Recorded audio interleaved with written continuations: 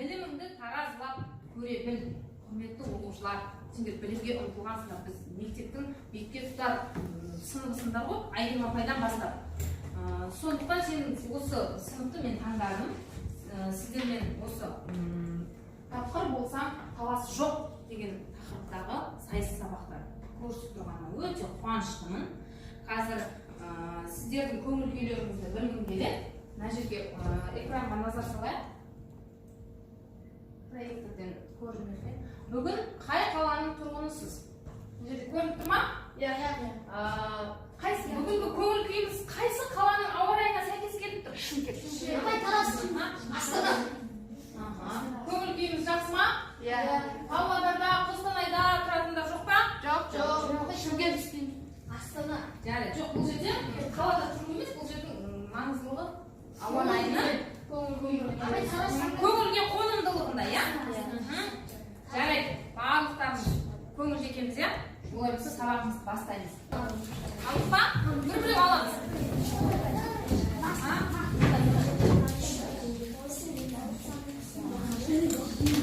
Көрдіңіз ба? Қандай сөздер бар? Зайдаға Енді қараңдар. Не деген сұраққа жауап беретін сөздерді алғандар бар ма? Не деген сұраққа? Қандай сөздер жауап береді? Не? Шаңырақ. Не? Денсаулық. Не? Білім. Не? Теңге. Теңге. Не? Не? Көңілді. Не? Не деген сұраққа? Уақыт. Не? Мамандық. Тамаша. Не деген сұраққа жауап беретіндер?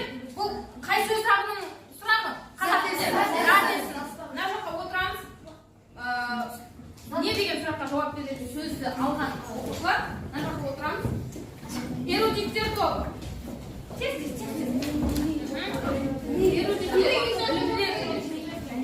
Мемлекет. Не? Мемлекет сұрақ болса да қолдарында сөзге сұрақ болған. Не? Сұрақ болғанға үлгілі дейсің? Қандай деген сұрақ қойылады? Төрде отқан бізде еліміздің болашақ тізгінін ұстайтын барлықтарын осы жерде мүмкін президент отқан шығар, мүмкін премьер-министр отқан шығар, иә? Мүмкін мықты футболист отқан шығар. Бізде ортада Дәулет ақын, Қуаныш Дәулет, еліміздің болашақ білім және ғылым министрі. Ары қарай кеттік, Пантай Мерей, педагог, психолог, Қазақстанда номер 1. Көпжан Бейбіт, Назарбаев зияткерлік мектебінің директоры. Бұл кісілер не үшін отыр? Бұл кісілер сіздерге баға береді. Сіздердің білімдеріңізді не істейді? Таразылайды, бағалайды, иә? Қазір бізде сайыс сабақ болғаннан кейін, қазір қалған топ, мысалы, зияткерлер, эрудиттер тобы сайысамыз.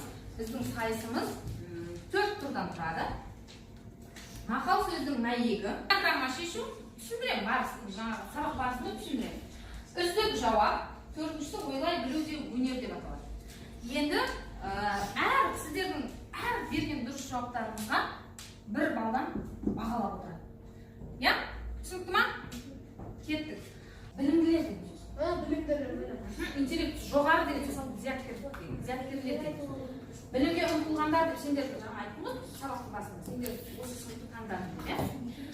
Енді ары қарай мен түсіндіріп өтейін. Мақал сөздің мәйегі деген турымызда мен сіздерге сұрақ қоямын. Сіздер мақалмен жауап бересіздер. Түсінікті ма? Дайынсыз ба? Зияткерлер тобы тыныш отырамыз. Түсінікті ма?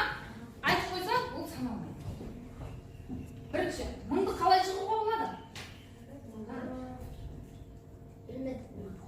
Мақалмен жауап беріңіз. Білекті білдіріп жауап, білімді мұңды жауап. Тамаша, 1 ұпай. Екінші, құдықты инемен қазуға не теңеуге болады?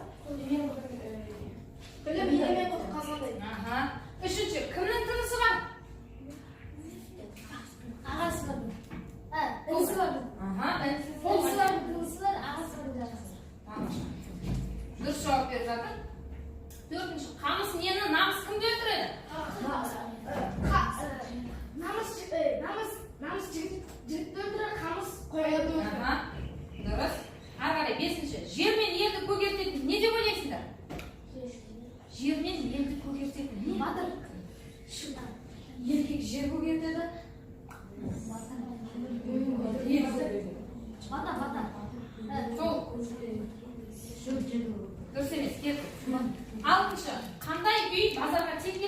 Балалы үй басы. Дұрыс. Жетінші. Қына қайда, білім қайда деді? Тасқазы. Дұрыс. Сегізінші. Қай кезде тегін жейсің? Қай кезде тегін жейсің? Қайткенде тегін жейсің? Қайткенде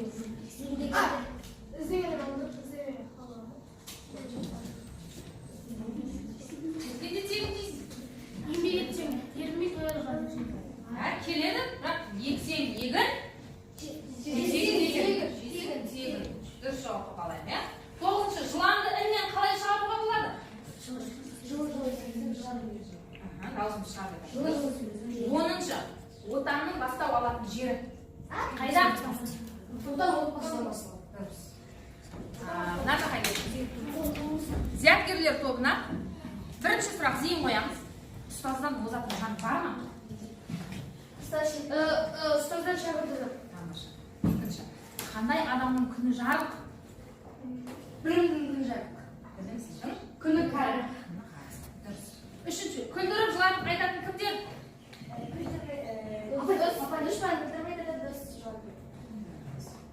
Төртінші. Досың көп болса жау қолына түсер ме? Жоқ. Досылық Дос көпті жау алмайды, ақыл көпті жау алмайды. Бесінші. Адамның екінші анасы кім емес? Не? Адамның екінші анасы кім емес? Не? Екінші анасы. Кім емес?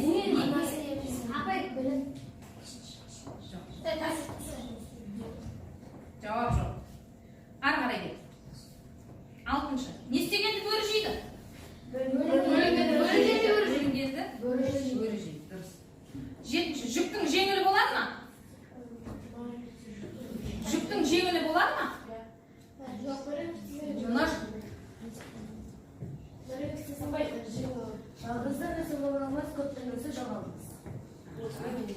Бірлесіп көтерген жүк жейді.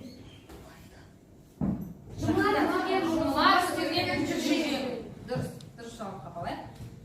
Сегізінші. Өз балаларын аппағым жұмсағым дейтін нелер? Қарды баласын аппағым дейді. Кірпі баласын жұмсағым дейді. Тоғызыншы. Қандай тіл өнердің алды болады? Өнер алды қызыл тіл. Дұрыс. Оныншы. 1000 теңгең болғанын қалайсың ба? 100 теңгең болғанша. Я?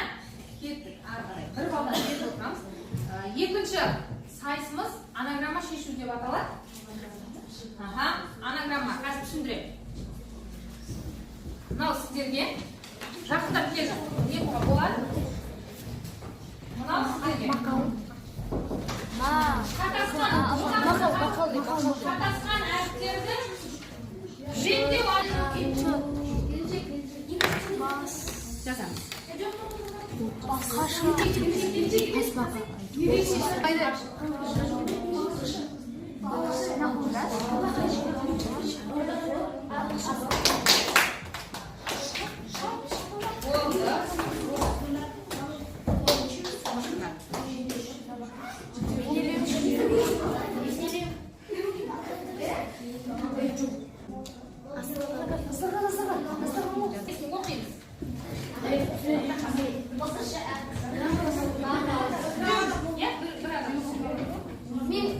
Бірінші болған топқа бір балл қосамыз. Қарапшылар. Бірінші болған топқа бір балл қосамыз. Әр дұрыс жауапқа бір балл қойып, ең соңына есептеп соған бір балл қосамыз. Бірінші кітап, дәптер, отбасы, болашақ, биология, кітапхана, дайындық. Дұрыс. 7. Қарапшыларға беріңіз. Зияткерлер тобы. Бірінші мақал, екінші шалбар, үшінші келешек, төртінші білімді, бесінші бейнелеу, алтыншы дастархан, жеті жарастық. Дұрыс. Барлық жауап дұрыс. Бірақ мен Мақал деген бірінші сөзді қалам деп те алған едім да, сендер мақал шығардыңдар да? Дұрыс жауапқа жатады. Мақал деген мағыналы сөз бар ғой? Сосын есептейміз. Үшінші кезең үздік жауап деп аталады. Қазір сіздердің жалпы осы білім ордасындағы мектепте алып жатқан білімдерді жан-жақты саралаймыз. Оның ішінде логикалық сұрақтар кездеседі. Сондықтан жан-жақты ойланып отырамыз. Зейін қойып. Түсінді ма? Кетті. Бірінші, қазақ тілінде дұрыс сөздердің дұрыс оқылу заңдылығын зерттейді. Қазақ тілінде сөздердің дұрыс оқылу заңдылығы. 1, 2, 3 жауап жоқ. Екінші, тісі көп, бірақ еш тамақтанбайды. Тісі көп, логикалық көп та арасында кездесіп жатыр, қызықты. Үшінші, киіктің төлі қалай аталады? Киіктің төлі.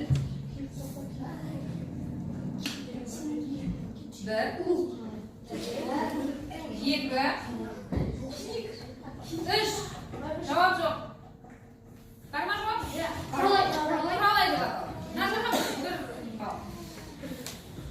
Егер де мына топ білмей қалса, сіздер қол көтерсеңіздер болады. Қазір мына жаққа мен сұрағым болғанда, бұл кісілер білмей қалса, сіздер білетін болсаңыздар қол көтерсеңіздер болады. Төртінші, Әйтеке бидің шын есімі. Әйтеке бидің шын есімі. Бізде дау-дамайды тиімді жағына шешкен үш бейіміз бар. Жауап жоқ, дұрыс емес. Білеміз ба? Білмейміз. Сіздерге үйге тапсырма. Әйтеке бидің шын есімін жаттап іздеп табыңдар. Түсінді ма? Келесі сұраққа сұрайын. Бесінші, столдың 5 бұрышы бар. Егер бір бұрышын кесіп тастасақ, қанша бұрыш қалады? Нақты бір жауап. 8 Дұрыс емес. 5 бұрыш қалай? 1, 2, 3, 4, 5 Қиылған жері, мысалы, мынаны қиып тастасақ, апай, бір бұрыш қосылады, иә? Иә. Дұрыс. Мына жаққа бір жауап. Бір бал. Ары қарай кеттік. Алтыншы сұрақ. Дорбадағы 10 асықты 10 бала бір-бірден алды. Сонда бір асық дорбада қалды. Бұл қалай болды? Апай, дорбадағы 10 асықты 10 бала бір-біреуден алды. Сонда бір асық дорбада қалды. Тыныш. Бұл қалай болған? Бір асықты бір бала ана. Жоқ. 10 асықты 10 бала алды деп атты. Біреу мынандай не дорбада болып дорбада 3 жауап жоқ. 10 бала оның асықтаған жоқта тек қана бір-ақ асықты алды. Сонда 10 бала 10 асықты бір-біреуден алды. біреу ойнамай қалды. Жоқ. Сіздерге үйге тапсырма. Логикалық сұрақ қой, үйге тапсырма. Ізден тауып келесіңдер. Ары қарай кеттік. 7-ші сұрақ. Шеңбер бойындағы кез келген нүктені центрмен қосатын кесінді. Геометр ма? Геометриялық па? Дұрыс емес. Ол екіге жауап берді. Білеміз ба? Кесінді. Дұрыс. Бүкіл әлемдік тартылыс заңын ашқан ғалым. Бүкіл әлемдік тартылыс заңын ашқан ғалым. Білеміз ба?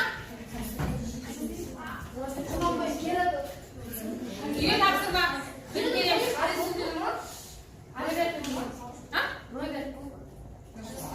Сіздер үйге тапсырма. Болды. 10-шы.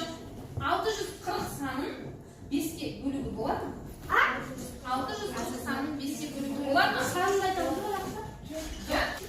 Бола ма? Иә. Жауап иә ма? Дұрыс. 11-ші сұрақ. Ең соңғы. Жұмбақ. Тыңдаймыз. Жануарға ұқсас атым бар, бағдар көрсетер затым бар. Кілемше үстінде тұрамын, мен қажетті құралмын.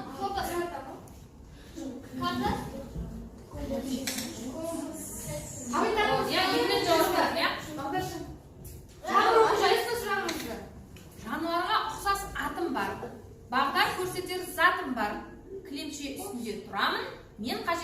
қалмы? Сүрбі. Жоқ. Жеп тұраны. Жаңашына ұқсас атым бар. Үйге тапсырма. Кеттік. Ойды жинақтаймыз зияткерлер тобына. Бірінші сұрақ. Зейін қоямыз. Шеңбердің бойындағы екі нүктені қосатын кесінді. Градус.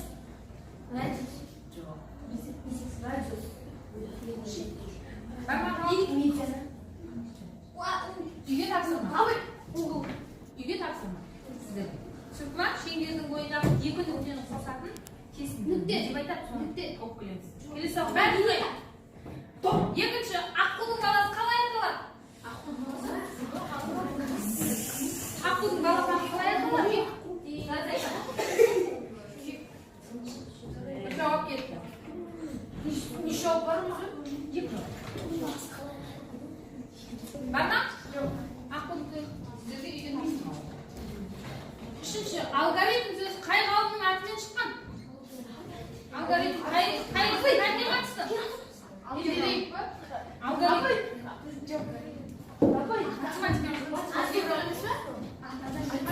Қай ғалымның атымен байланысты?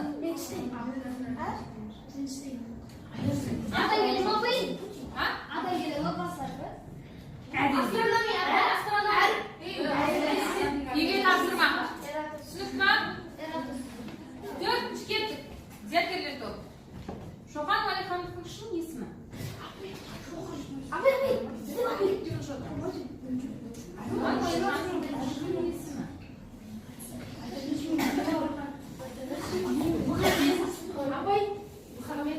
Мұхаммед қайдар? Мұхаммед Али ма?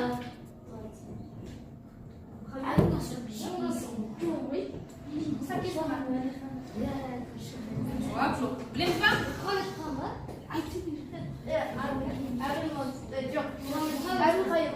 Мұхаммед Ибн Сина. Машет. Хана. Бірақ бұл сұраққа бағаланбайды. Мен сендерге көмектескеннен кейін бар. Ары қарай, бесінші, жердің су қабаты. Алтыншы сұрақ. Ойланамыз. 4 пен 5-тің арасына, 4 саны мен 5 санының арасына қандай белгі қойғанда 4-тен үлкен, 5-тен кіші сан шығады? 4 мыңнан 5. Тамаша. Қандай қойып білем? 5 өтір 5. 4 мыңнан 5. Дұрыс. Жетінші. 4 ағайынды жігіт бар. Олардың әрқайсысының туған қарындасы бар. Отбасында қанша перзент сонда? 8. Қалай? 4 ағайынды жігіт біреуден, олардың қарындасы біреу болды. 4 жігіт, менің қарындасым, екінші жігіт, менің қарындасым, сонымен 5 перзент, ja? Кет, дұрыс. 8-ші, тамақ пісіретін кезде қазанға бірінші не түседі? Бай. 369 саны 3-ке бөлінеді ме? Бөлінеді. Қанша болады? 133. 10-ші, тіл білімінің дыбыстық жағын зерттейтін сала. Қазақ тілде, қазақ тіліне қатысты тіл білімінің дыбыстық жағын зерттейтін фонетика. Соңғысы жұмбақ. Сандығым бар өзгеше, қолыма алып жүремін. Ішін ашып ақтарып, өмір сырын білемін. Кітап.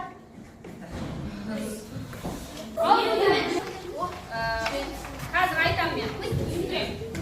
Қолына денелерді қатыстырып, белгілі бір мағыналы сурет шығарады.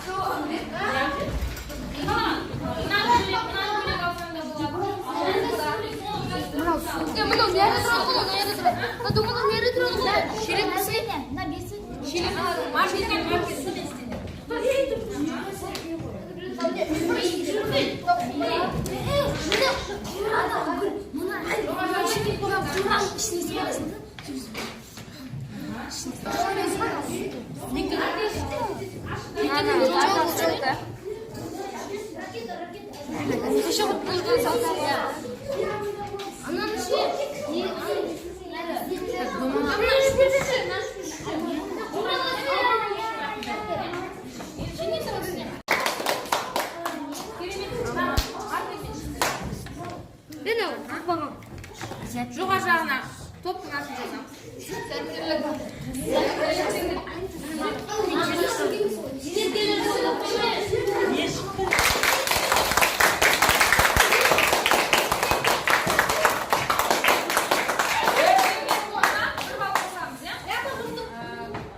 жаңағы несін қорғаймыз енді жұмысын.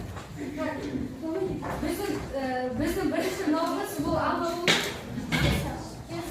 Мынау екіншісі Нұрсұлтан қаласындағы бәйтерек. Мына мектепке баратын жол. Мына жол қылдық, мынаны үй қылдық, мынаны иттің мынаны су құяды. Мынаны стакан.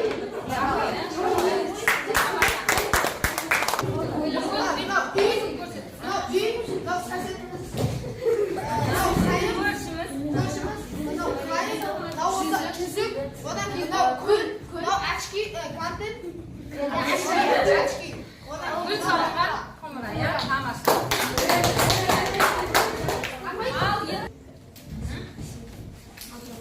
Жарайсыз, көңіліңіз қалай? Кішкене миды не істедік? Қозғалдық, иә? Үйге берген тапсырмалар есіңізде ма? Иә. Соны ізденіп тауып келеміз. Кім қаншалықты ізденді мен соны байқаймын. Келіп сұраймын. Иә, қазір өз мәресіне жетті. Қазір сарапшылар есепті болғанша біздің сабақтан алған әсеріңізді айтайықшы. Бұл сабақ өте керемет болды. Біріншіден ой жүйемізді дамыттық. Екіншіден логикалық сұрақтарға жауап бере алдық. Үшіншіден көп топтасып, ұжымдасып, бірдей Біркелесіп, ауызбіршілікті сақтай отырып жұмыс жасадыңдар, иә? Тағы да кім айтады? Димаш айтсыншы. Бұл сабақтан көңіл күйіміз көтерді, миымыз жұмыс істеді, толысуы жұмыс істеді. Бен, иә? Бекшан. Бұл сабақта біздің алған әсеріміз, біз мұнда логикалық сұрақтарды мынандай нелерді фигураларды жалғастыруда Фигураны қатыстыра отырып бір бейнені шығару, иә? соларды өзіміздің логикалық нелерді жалғастырдық. Шығармашылық, иә? Фантазия дейсіңдер ғой? Параллель сөйлеп кейін қайын. Біріншіден өте логикалық сұрақтар болды. Ойын басында ауысып қалған, ойын басқаннан кейін қатуласып. Ұмытып кеттіңдер ма? Дайындық сөйлесін.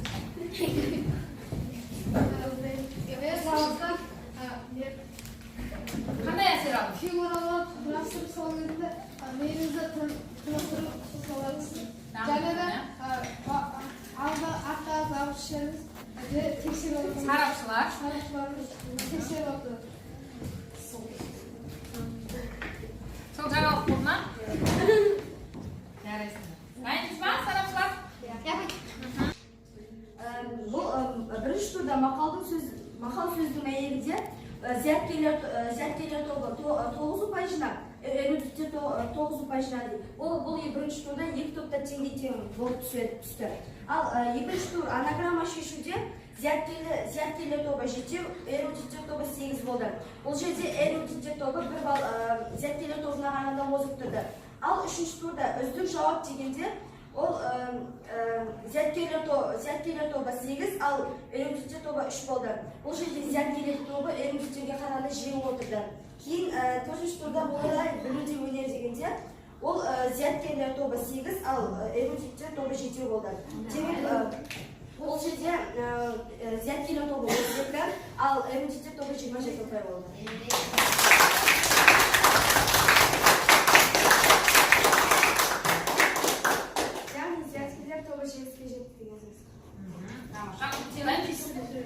Бұдан кейін деп алдағы уақытта осындай сайыстар ұйымдастырамыз, осымен тоқтап қалмай, бірақ соған белсенді көңілді немізді санамызды не істейміз, қозғаймыз, иә? Сондықтан сендер көп ізденуің керек. Кітапты көп оқыңдар, ғалымдардың аттарын естен сақтауға тырысыңдар. Осындай сәттерде олар көмектеседі. Түсінді ма? Жарайсыңдар, рахмет. Зейін қойғандарына. Бүгінгі 3 сарапшымызға ерекше алғыс білдіреміз.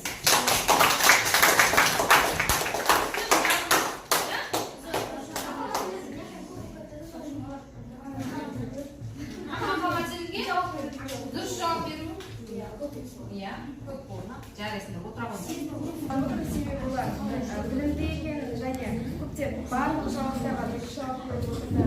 Ал эрудиттер тобы да кірісарыда көптеген сайыстарға қатысып жақсы қатысуға белсенділіктерін көрсетіп жүр.